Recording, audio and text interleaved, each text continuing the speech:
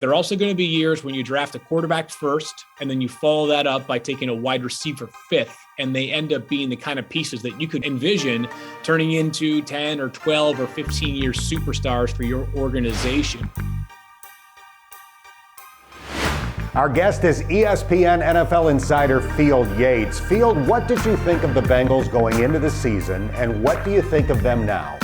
Well, I had some optimism, but I would be lying if I thought they would be 9-6 entering week 17 of the NFL season. And I'm glad to be wrong in this case. I'm so thrilled that not only is the offense playing well, I think perhaps the most surprising part, I think to many, has been just how sturdy this defense has been all season long for the most part. Basically, every major investment that they made has worked out at an extremely high level. You're from a scouting background. You worked with the Chiefs and the Patriots in the past.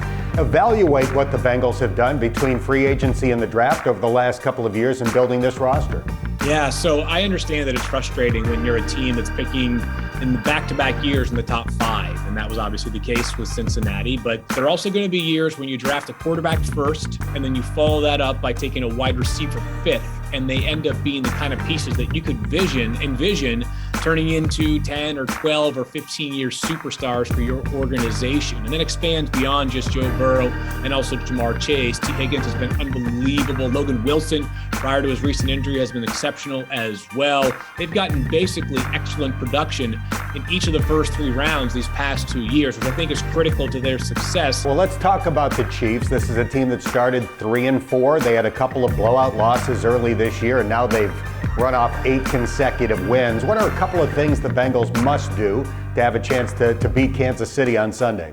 You know, it's kind of become old news because it's been something teams have been doing for much of this year, but I think it's evident that what you have to do against the Chiefs is you have to make sure that if they're going to beat you on offense, it's going to be more death by 1,000 paper cuts than it will be a quick strike 75-yard touchdown. We talk about the 2 deep safety alignment that so many defenses are relying upon this year to make sure that quarterbacks don't beat them down the field. And then on offense, you have to win the turnover battle, and you have to be good on third down. Field Yates, great stuff. We appreciate your time. Keep up the great work, and thanks for joining us. Thank you, Dan, and happy for all the Bengals fans out there that should really be soaking up all this excitement. No matter how much fun we're having this year, I think there's even more good stuff ahead as well.